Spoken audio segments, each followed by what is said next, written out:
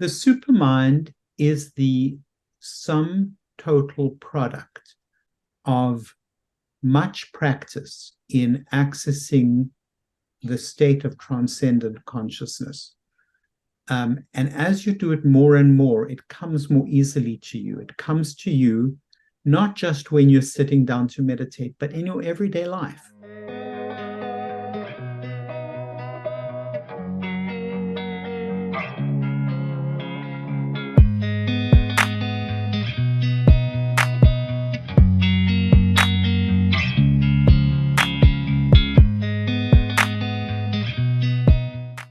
Hi, I'm Norman Rosenthal, and I'm on Your Superior Self.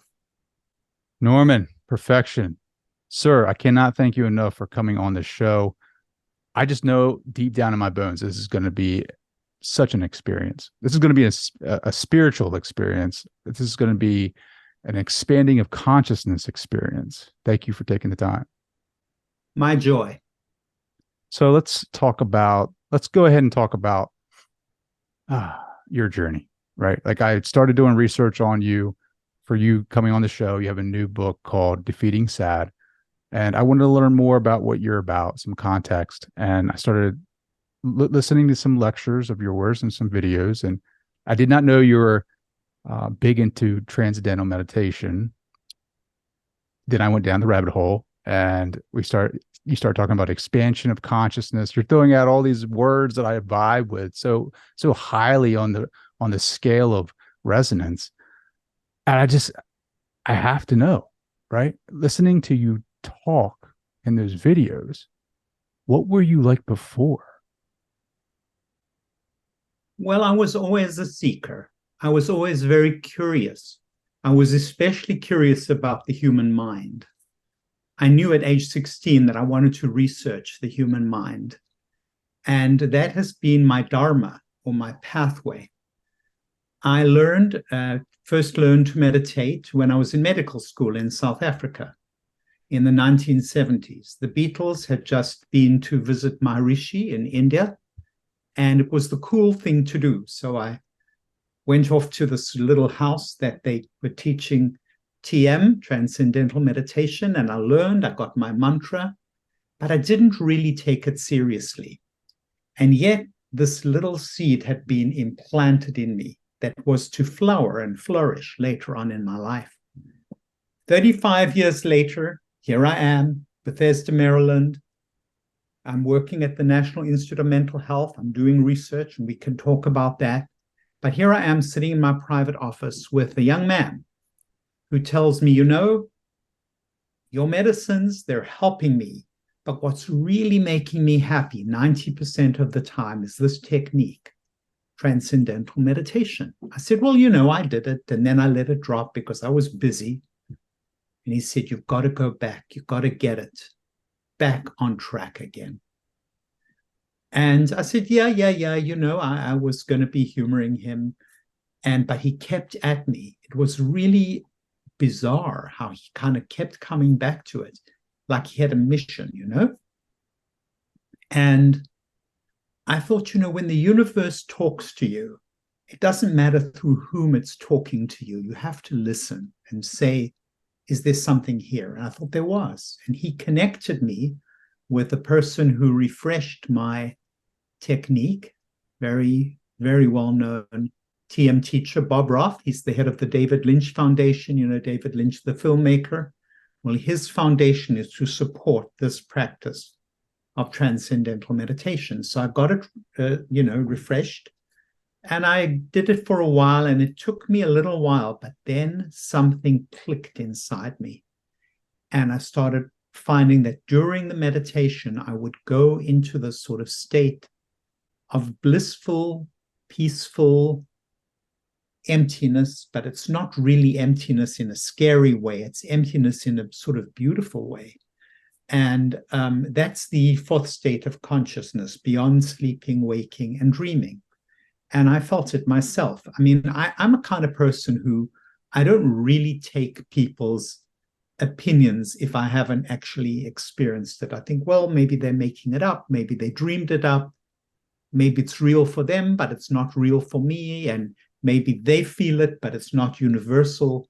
But now that I have been doing it solidly for 17 years, asking my clients to consider learning it themselves and seeing what it's done with them, I am sure that this technique taps into a kind of universal aspect of human functioning.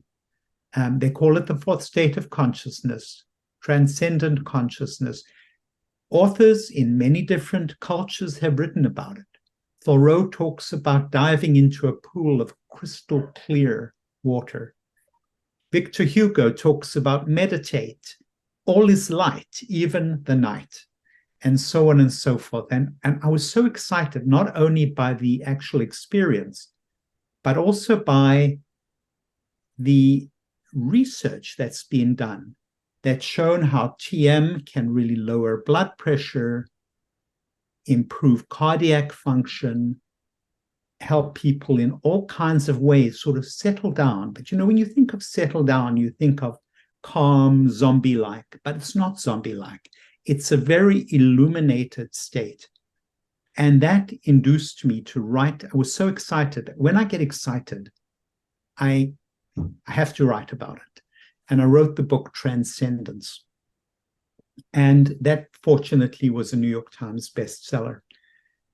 But I thought I'd written everything I had to say about it. But I was wrong. 5 years later, after meditating for 5 years, I saw the changes that it was making in people's minds. A baseball player whose pitching improved, a ballet dancer who no longer was collapsing on the stage because of anxiety. This was a New York City ballet prima ballerina whose career was threatened when she started collapsing on the stage. TM was the treatment, solo treatment, that got her back up and functioning, and on. The most highly sensitized and skillful people were responding. It was really wonderful. So I wrote, after 5 years, I wrote another book called Supermind, and that really speaks to the way consciousness just grows within us. And they call it the fifth state of consciousness. I called it a much simpler word, supermind. And that is just learning how to be your best self.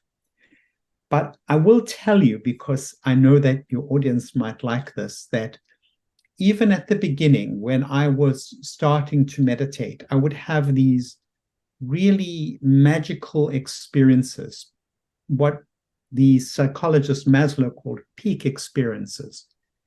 I sat down one day after meditating and I looked at the placemat in front of me, and it was Monet's water lilies, but it was just something, what you'd call merch, that the art gallery has sort of sold me, sitting down there. So, but right then I felt like I was in Monet's gardens at Giverny, walking amongst those water lilies. It was just like I was right there again. And so I realized that it wasn't just relaxation, it wasn't just energy, which it is, but it was also this kind of magical transformation. I call it magical, but it's obviously got a basis in physics. And I could go on and on, but why don't I leave it there? I love that. Right. Was that like, was that through your imagination that you were having that, do you think? Or did you feel like you were there, like in 3D reality? No, it was my imagination, but it's like how a movie can transport you if it's a wonderful movie, or a book can transport you. So your own consciousness can transport you into wonderful scenes. I had another thing that happened with me which I included in my second book. I came home, it was a summer afternoon. And some of the days are long and I'm feeling really a little high, and we can get to that because it's about seasons and moods. But there were these flowers, large pink flowers, that flanked my front door. And as I walked through, it was as though the flowers were kind of communicating with me. I know this makes me sound like I need an antipsychotic, but it felt like they were real, they were entities, and I was part of a fabric of nature. And I felt like I was just part of a universe. It was a beautiful experience. And even as I describe it, I re-experience it. So I've had wonderful experiences. They've been very grounded. I've never lost my sanity as part of this, but I've enjoyed a kind of expansion of the reality of one's humdrum everyday life. I love that. So as a psychiatrist, and you're suggesting transcendental meditation to your clients, do you is that like an initiation that you do, like give them a chant? Is that involved? Like, what does that look like? Or are you just recommending it to them? Recommending it because these people who teach it have done a course in how to teach it, how to teach different people, and I wouldn't presume to take over their experience and their skills. It's their skills. I've got my skills. So I send them to these teachers, and they're all over. You can just find them easily at tm.org, and they will, give you a free introductory lecture, and then you can take it from there. They charge for their services, which I know a lot of people think is rather strange. Somehow, because they're teaching meditation, people seem to think they should go around with a beggar's cup. But I think everybody needs to pay their rent, clothe themselves, feed their family. And there's no difference here. And it's very much scaled to people's financial abilities. Sure. So there's so much that I want to tap into here, Norman. Using TM as a tool, what I hear is that you're tapping into something larger in consciousness, right? Like I feel like the fifth level of consciousness, that what you were talking to, this super mind, is the one mind almost, right? Like, is that what you get from that? Like super mind, can you explain what that is? Yeah, I think that what happens when you've practiced TM for a while is it begins to shape who you are. And I've got many people telling stories. One of the people who's most interesting in that regard is a very hard-boiled woman, Scottish litigator. She's a lawyer, and she was known for her prickly temperament and how she would get on everybody's case and on everybody's nerves. And she wasn't feeling very good. She actually had seasonal affective disorder. That's how I came to interview her for a book on seasonal affective disorder. But it turned out that the light therapy, that is the most widely used treatment for that condition, was not, in her case, useful. Instead, she found the TM to be very useful. And the Scottish litigator learned TM, and she was very skeptical, but everybody started commenting on how much nicer she was. They asked her if she was on medication. And even her opposing counsel said, you're a very different person. But the final proof that she'd become quite transformed was when she went to the courthouse, where the parking wardens, as she called them in Scotland, had delighted in giving her tickets. Now they were showing her to available parking places. And she said, who ever heard of a parking warden doing something like that? So it's a shaping influence. And I saw it in myself, and as this woman said, I got more the luck of the draw, she said. People were nicer to me because I was nicer to them.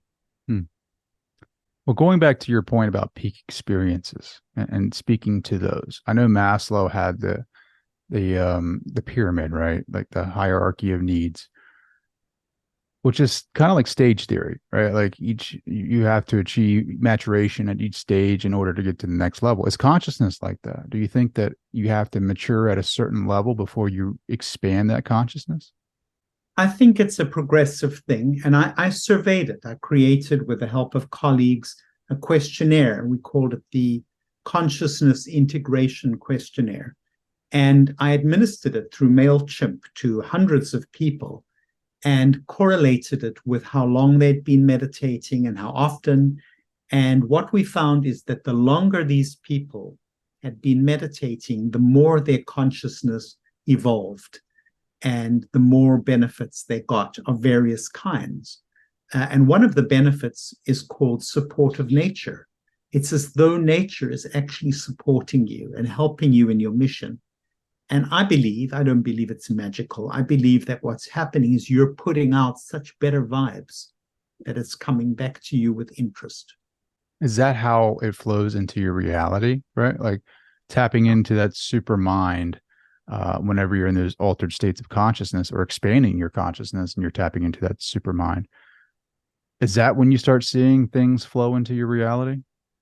Yeah. I mean, it's not always even and steady. It can be stepwise, but I find that, and I'm a therapist, psychiatrist, coach, but I find that I try to get on the wavelength of the person I'm with. And then, sometimes people can be irritating and people can get on your nerves, but then you shift into a gear that says, what's going on in this person's mind? He's not being irritating because he wants to be irritating. He's hurting. It's like you had a stone in your shoe. You'd be irritable. So let's find that stone. Let's help him get that stone out. Let's make the world a bit of a better place here. You become better. Gandhi's saying, become the change you want to find in the world. And that's part of it. You're changing, the world is changing. My patient, who was 35 years old at the time, he told me, go get this knowledge. And then at the end, when I got all this benefit from the TM, I said, well, what made you keep at me like that, to nag me and persuade me? He said, because I thought that if I did that and you learned this technique, you would help a lot of people with this. And that's why I did it. What was the response, right? Especially from your colleagues, right? Like going from the previous literature that you were writing to writing about TM, and then again about the supermind. What was that response? Well, perhaps this is a good time to just tell you how the response was shaped by my earlier work. Sure. Because when I came to the National Institute of Mental Health, I was looking around for a project. And I had observed in myself that during the winter, which I never had in South Africa, but now that I was in New York City, I slowed down, things were more difficult. And in the spring, it all reversed, and my mind was whizzing again, and I was very active and very energetic. And I thought, now, what was that fuss all about, And it happened 3 years in a row. And then I came to the NIH here in Bethesda, Maryland, and I met someone who had it much worse than me. And we began to put the pieces together and saw that there is actually a winter state, and that it can be reversed by many things. But we started off by saying, let's increase the light. Let's see if more light brings them out of the dumps in the winter. And sure enough, it was like magic. Watching that happen has been one of the greatest experiences. To look at something, it's like you're seeing the sun rising for the first time, and you're thinking, wow, I can't believe I am witnessing this thing. It's so exciting. And yet my colleagues were very suspicious. They were very skeptical. I remember an early experience with a colleague. I was at a conference, and she looked at me and said, oh, I've read your work. Come, let's stand under the light because I'm already feeling depressed. So they were joking and laughing, but it turned out that this finding got replicated. Everybody else found it. People in the United States, Canada, Europe found that there was this kind of winter depression, seasonal affective disorder, or SAD, never been described before, responded to light, responded to other things. And so what I had done in a way is I had immunized myself against being a laughing stock. People had already laughed, they'd already joked. And now I was onto my next thing, which was Transcendental Meditation. And they thought, he was right before, maybe he's right now as well. So I think I got a pass, I got a break. And I haven't had them joking as much lately. But, it's not so bad to be laughed at. There are a lot of very distinguished people who have had that experience. And so one is in good company. Sure. So what's the correlation between transcendental meditation and seasonal affective disorder?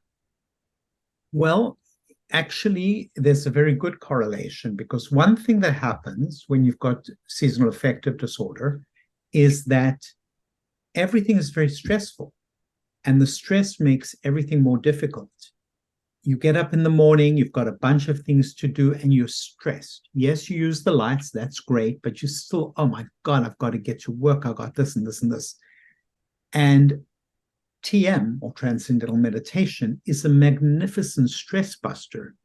So you sit down, close your eyes, you listen to your mantra internally. I mean, it's not an external noise, it's an internal word sound. And you access it in a way that you'd be taught in terms of learning it.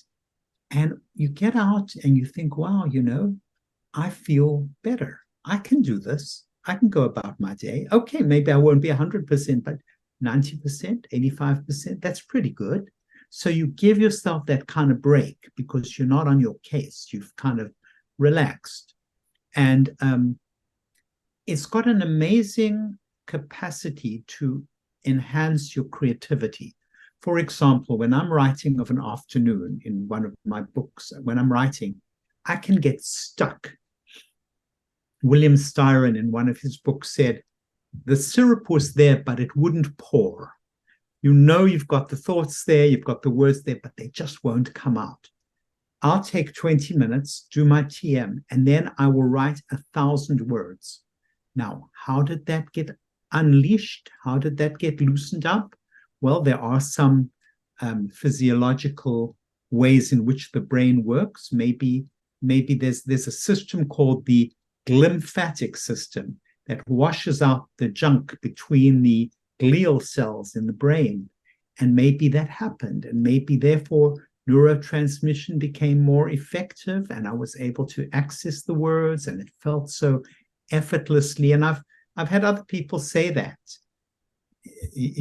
actresses, actors who say, I got stuck and this unlocked me and let me.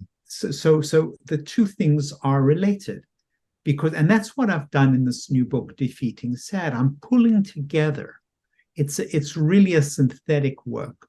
I'm pulling together the light, the meditation, the exercise, good eating, kinship, friendship, the good life, not good like the high life, but good like the healthy life, and the life that supports our essence. And the meditation is a key part and a foundational habit in that light, in that life, and in that light for me and for my clients. I love that.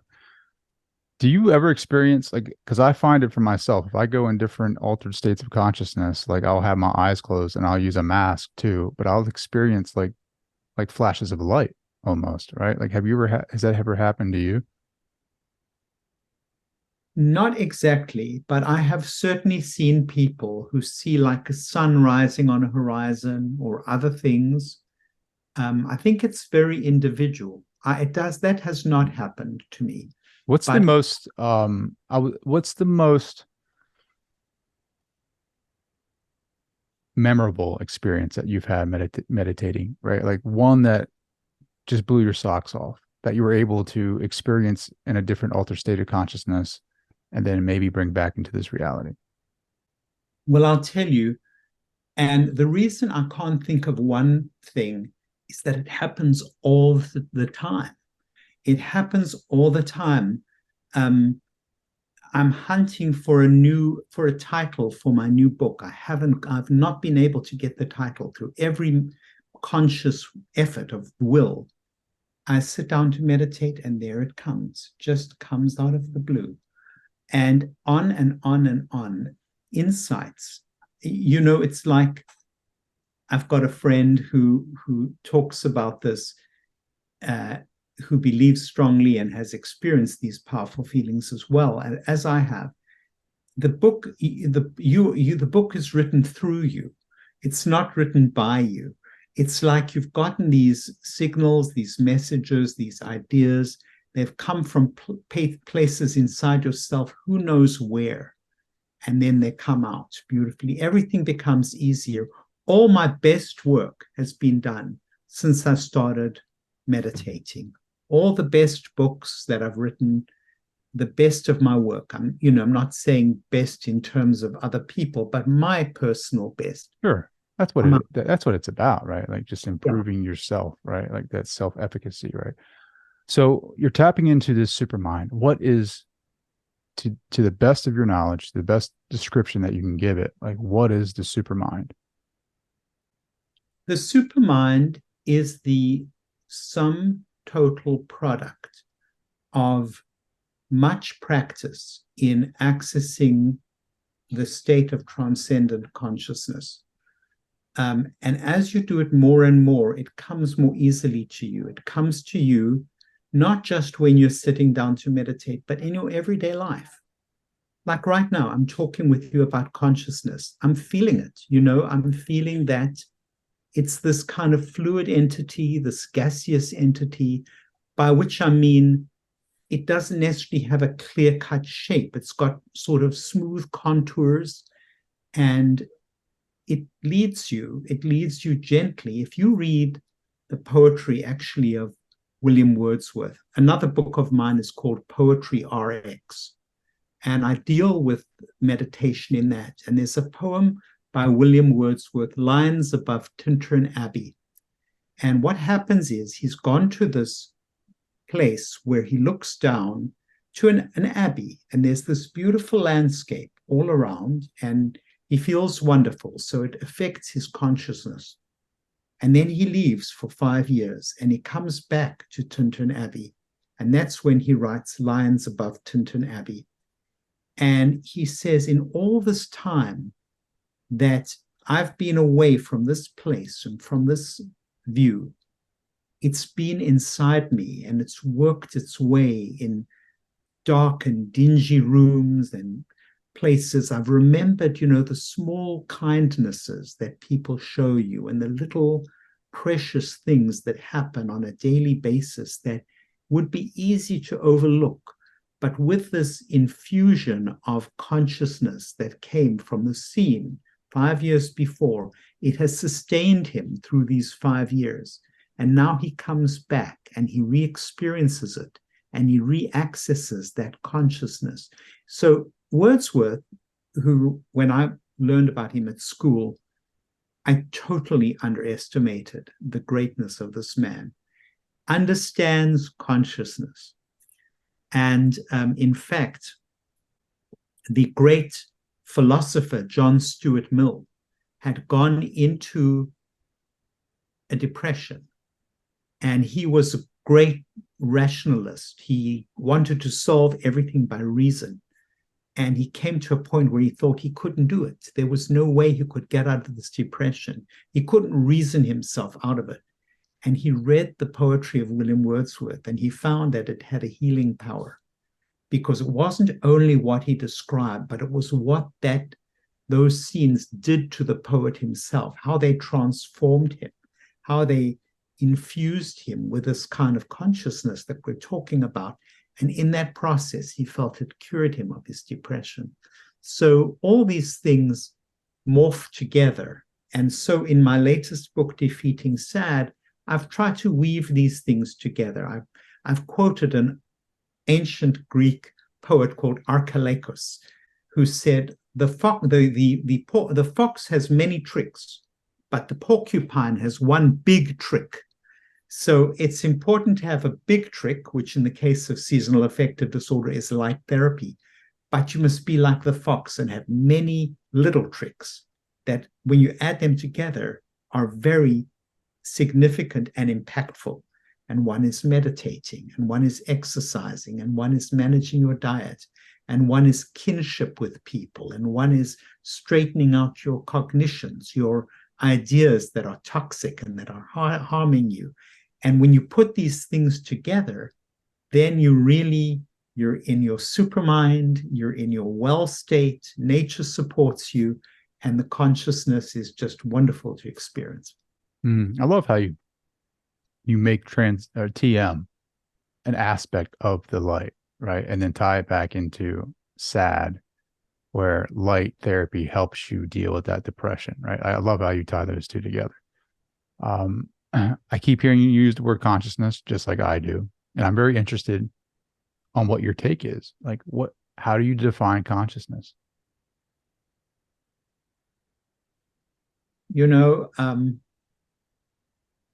Honestly, it's very hard to define. It reminds me of the legal scholar who said, I can't define it, but I know it when I see it.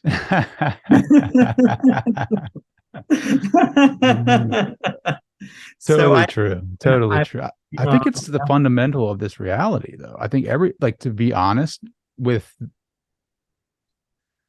everyone talking about the past Nobel Peace Prize winner, right? Like of, what is it? Local realism being possibly false.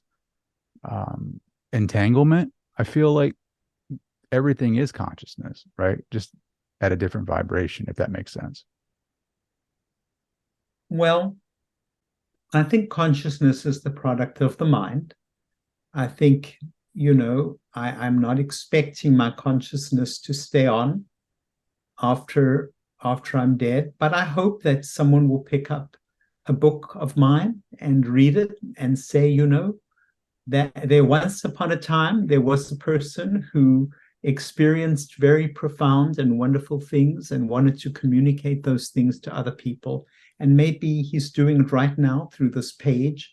So I think you, with your podcast, you're sending it out over the air. People are listening, people are hearing.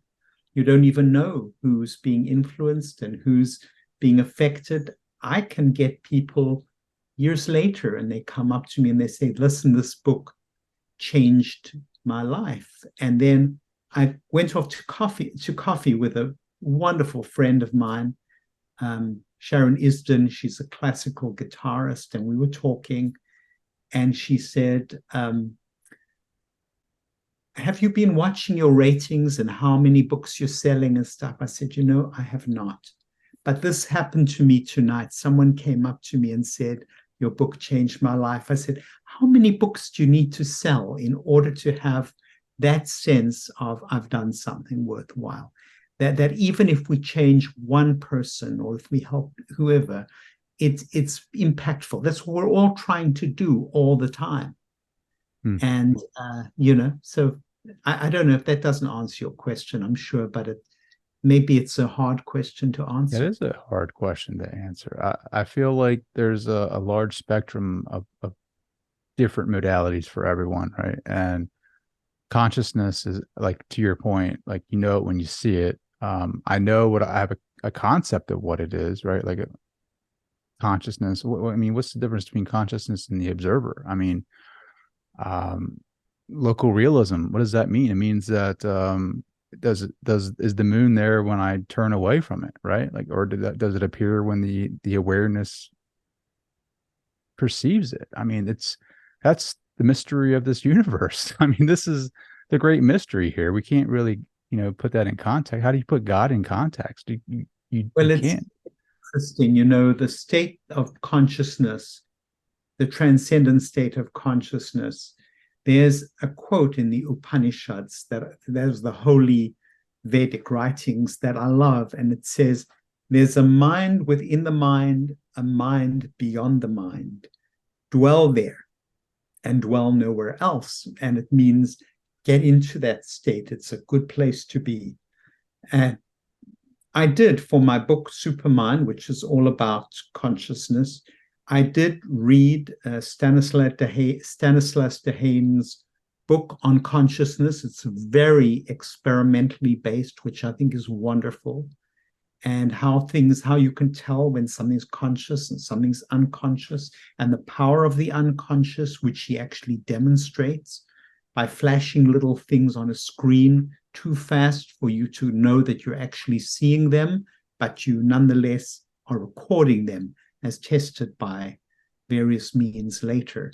And so there's a sort of physiological basis, and then there's an experiential basis. And it's very hard to map the two to each other. And maybe we don't even need to, because I know that working with consciousness in myself and in other people has been incredibly rewarding. And I think that people need to be aware of it and aware of its potency and its capacity to transform in a positive way our lives. Right now, I'm taking a social psychology course, right? And we're learning so much about belief systems and essentially like the self-concept and the complexity of that. Like, how much does self-belief or belief systems affect consciousness? Well, I think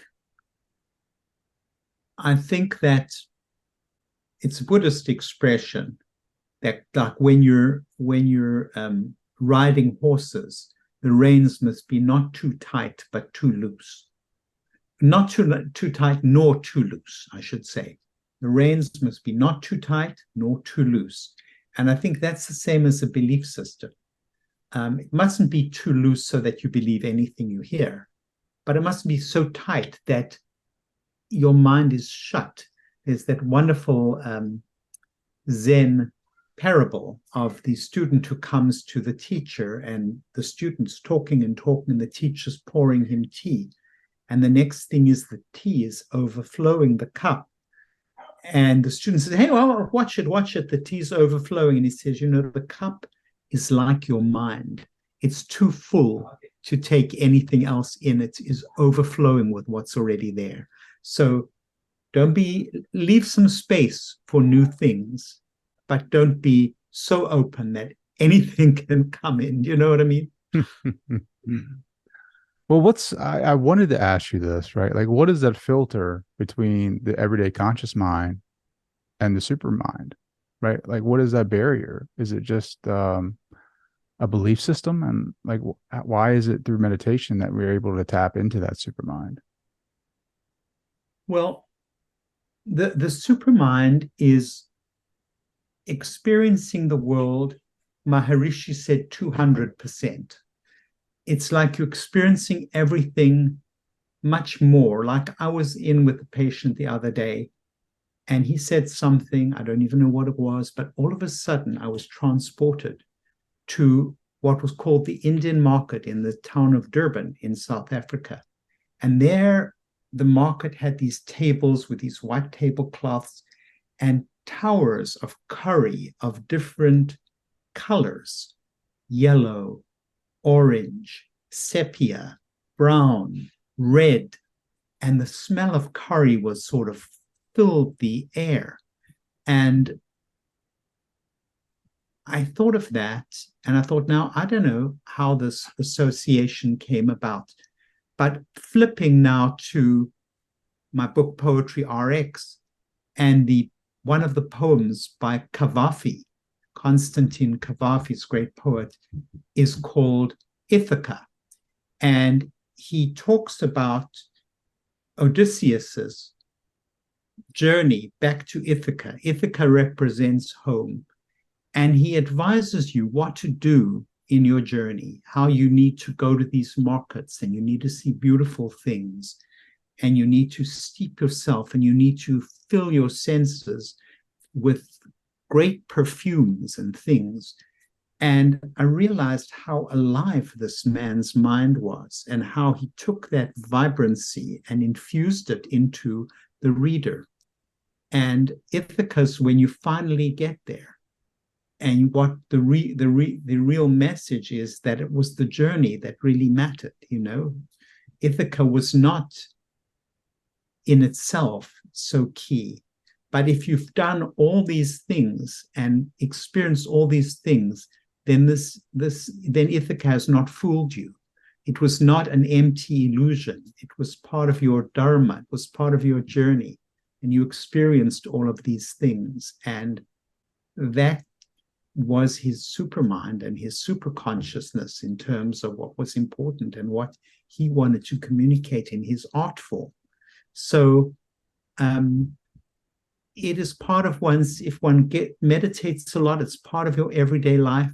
Now, if you were a different interviewer and you were asking me about what I eat for breakfast and what I eat for lunch and what I eat for dinner and how much protein is good and how much carbohydrate is good, I would be shifting to a part of my brain that was very fact-based.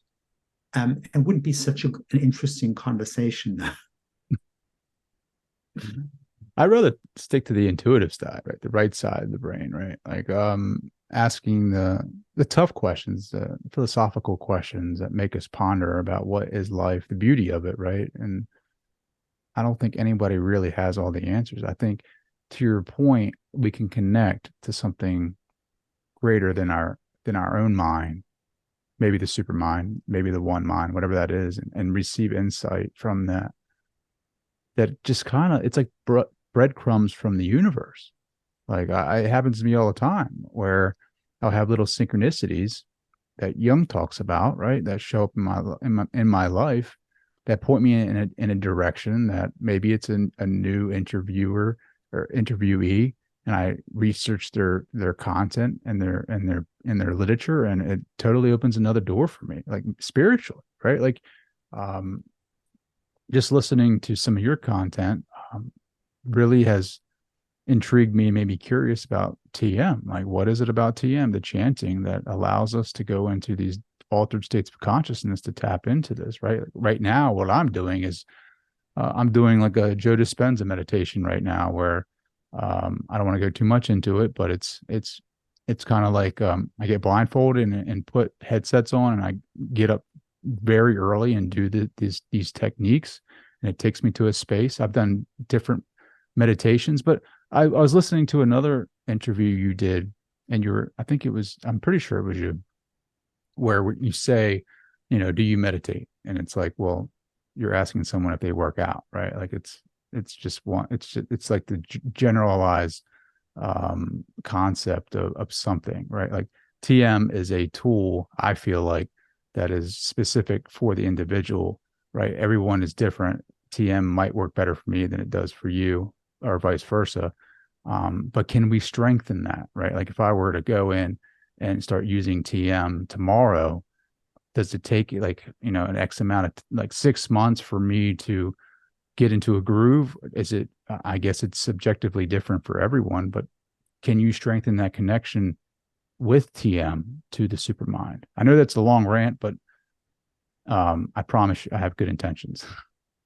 No, I think the best way I can answer it is to firstly say one of the real gifts about TM is it's easy. Everybody can do it. And when you talk about a mantra, which is a word sound, you don't actually chant it, you access it. It's a very automatic experience.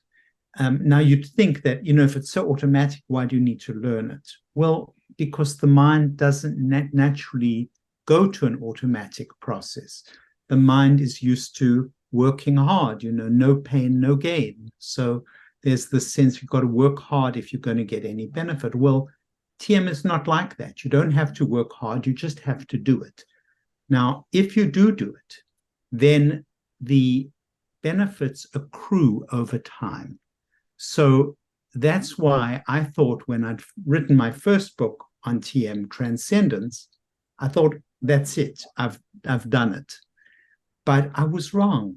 Over the years, 5 years of meditating, I realized there were all these gifts that were coming to me and other people who were doing it, things that were transformative, that came over time. And then I researched it, created a questionnaire with the help of friends, and actually measured it and mathematically analyzed it with statistical methods, and found that, in fact, the growth of the supermind correlated with how long you were doing it and how regularly you were doing it. That's all.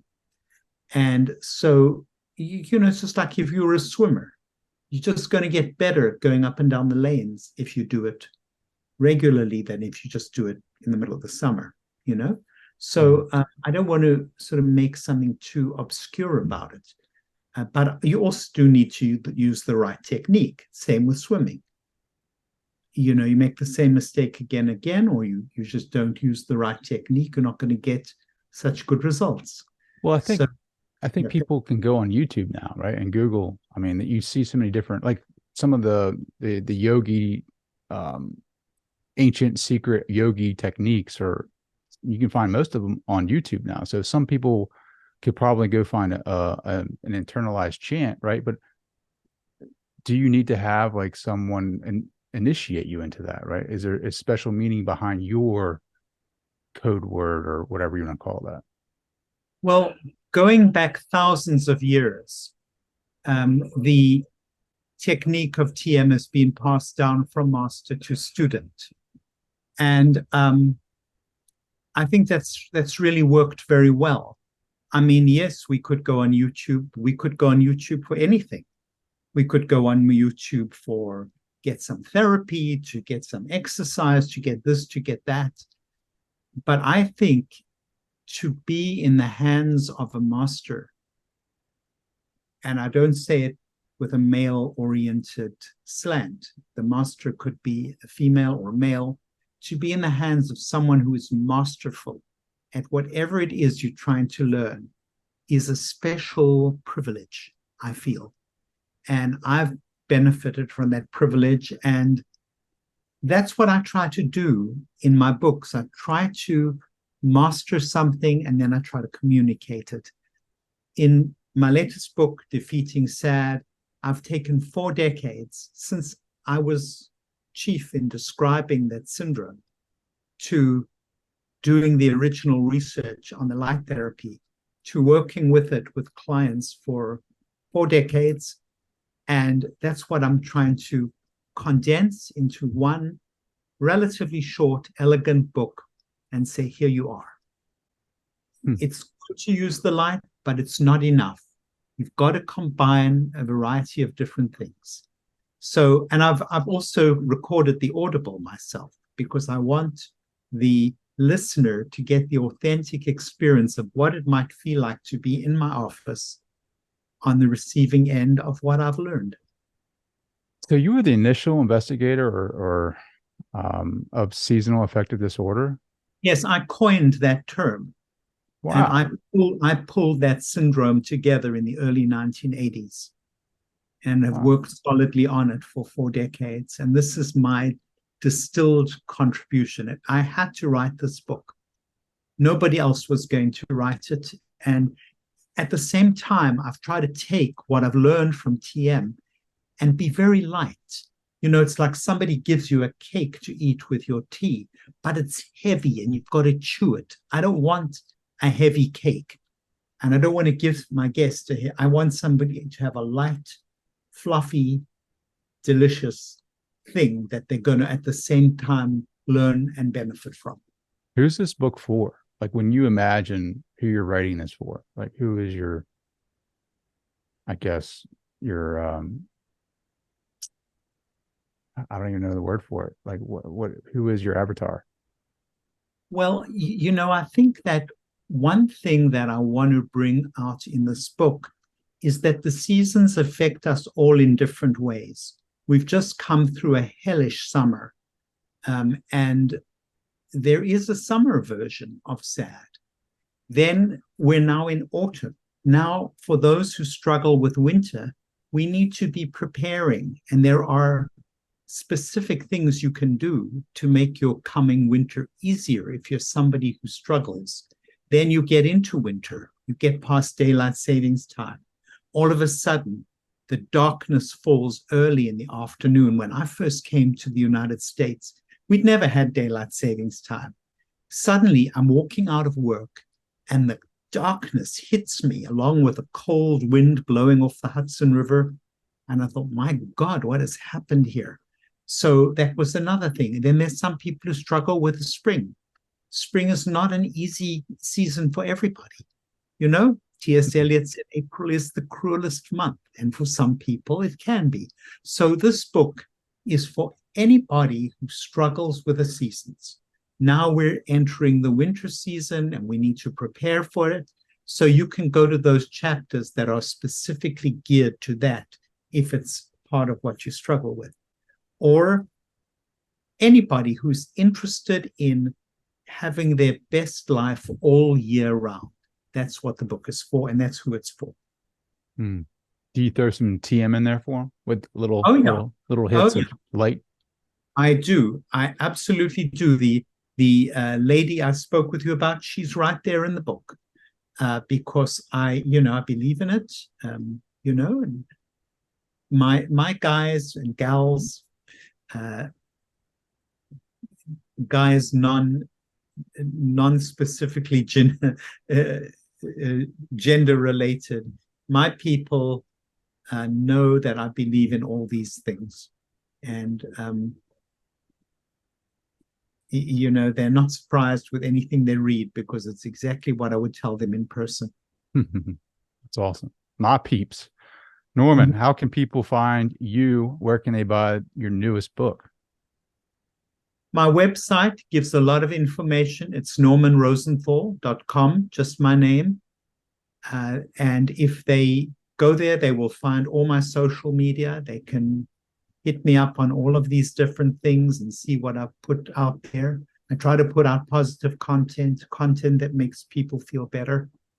And my book, Defeating Sad, can be obtained everywhere where books are sold, including the great behemoth that most of us know. For most of us is our first go-to thing, Amazon. It's everywhere. So please, join me. Listen to me, read me, and you'll make me very happy. Norman, man, thank you so much for taking the time. This has been awesome. Thank you. Thank you. It really has been awesome, and I'm really grateful to you.